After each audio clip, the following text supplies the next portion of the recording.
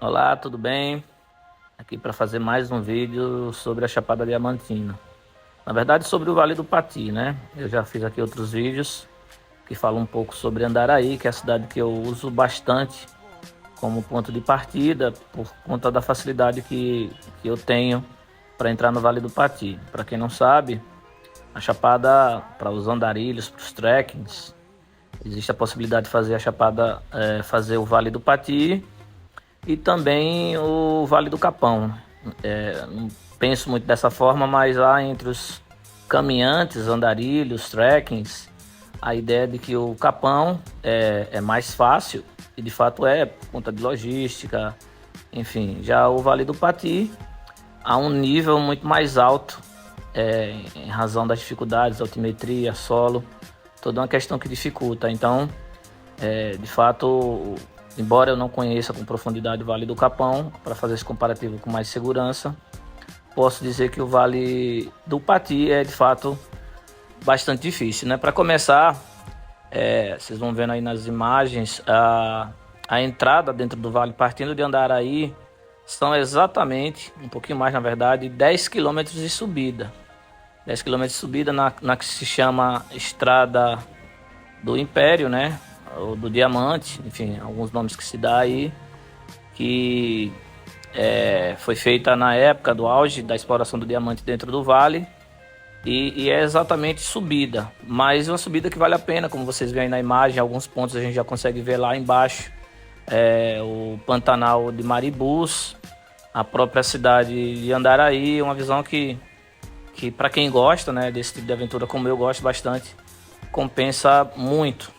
Uma outra questão nessa subida é que, embora alguns, e eu acho que é aconselhável levar água, há muitos pontos de hidratação, né? De poder abastecer de água, e água potável, né? Pelo menos assim, eu sempre bebi. Eu acho que vai muito do organismo da pessoa, não sou muito especialista nisso, mas sempre bebi e nunca tive nenhum problema com qualquer tipo de infecção, né? Que possa causar algum dano. Eu falo de mim, né? Especificamente daqueles que levei, daqueles que guiei, que nunca tivemos problemas, mas de fato, para quem não tem o hábito, é preciso ter o cuidado. Mas o que eu destaco é que há sempre a grande possibilidade de hidratar, né? Nas urgências, vocês vão vendo que no caminho, essa estrada foi feita, né, para facilitar a chegada lá em cima.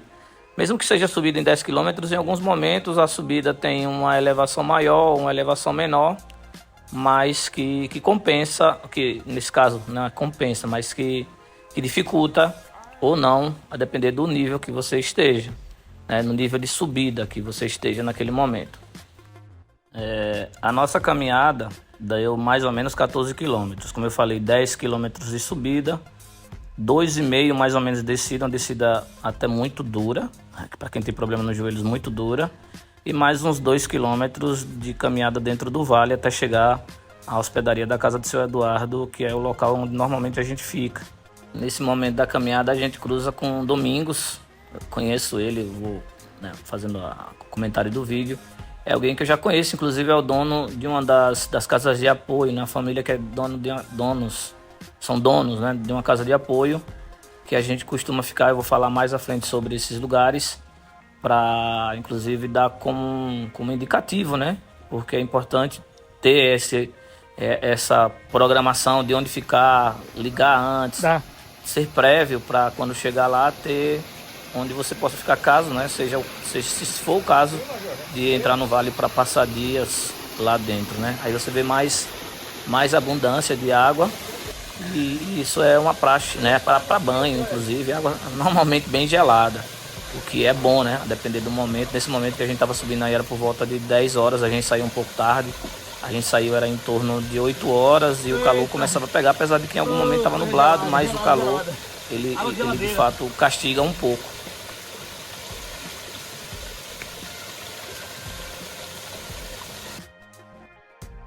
Um outro ponto bastante relevante que eu tenho sempre tido problemas com as pessoas que eu levo, normalmente pessoas da minha cidade, que eu tento dar uma brevidade daquilo que ela precisa levar, dos preparos que elas precisam ter, seja roupa, peso, Mas um problema que sempre tem trazido alguma dificuldade para aqueles que eu convido são os calçados. Então atente muito para o calçado que você vai, né? Ele precisa ser muito confortável.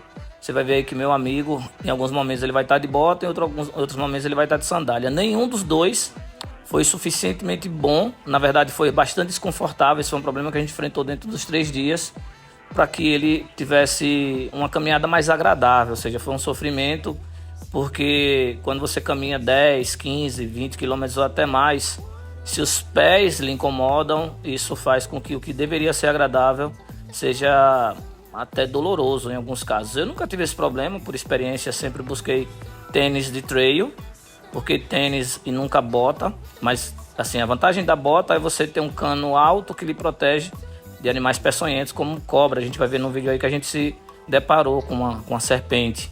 É importante a bota nesse sentido, mas eu uso o tênis pelo conforto, porque o tênis de trail, né? Tênis de corrida, porque ele é apropriado para esse tipo de solo, mas aí eu busco usar meias de cano alto e sempre vou de calça. Meias de cano alto e sempre vou de calça, ou seja, a proteção que a bota daria, a calça e as meias de cano alto vão dar naquela parte em que é o lugar mais comum em que as cobras podem lhe trazer algum problema.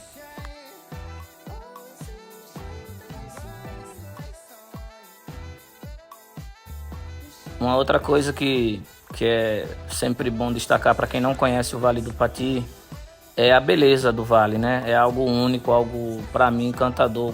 É algo que eu tenho me levado a todos os anos, às vezes 2 vezes por ano, voltar ao mesmo lugar, que para mim nem sempre, nunca vai ser sempre o mesmo lugar. Sempre é um algo diferente, uma cachoeira nova, um algo novo, pessoas, né? Tudo que me faz ter o desejo de estar sempre dentro do vale.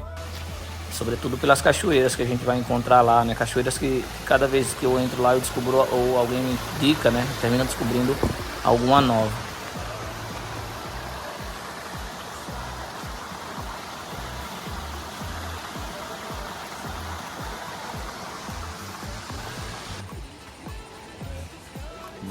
Vocês veem que as imagens falam por si, né? As imagens permitem, ou nos dão a clareza. Claro que pessoalmente estando lá, né, é muito mais válido, né? Mas as imagens terminam instigando. Esse é um rio, esse é um dos rios que corta o Vale do Pati. São vários que a gente vai encontrar durante o caminho. E essa ponte aí que a gente está passando é uma ponte que já está próxima ao lugar onde a gente fica. Ela foi uma ponte, segundo um morador que a gente encontrou, construída para facilitar a chegada das crianças às escolas.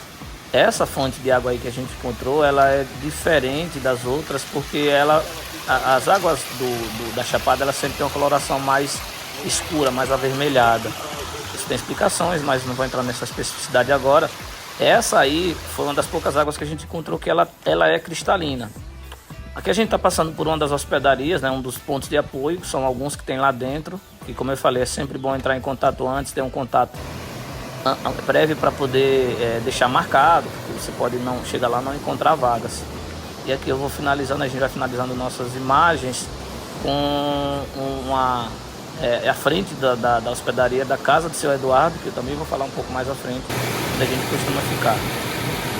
E assim, é o contato com a natureza, né, que nos leva, que faz com que a gente saia de longe. Eu, por exemplo, da minha cidade para o Vale do Pati são 600 quilômetros, que normalmente eu vou de carro, mas que é essa forma de me isolar, de refletir sobre os meus problemas. E para finalizar um pouquinho do nosso jantar, que é uma das coisas que inclusive vale muito estar aí dentro do Vale do Pati.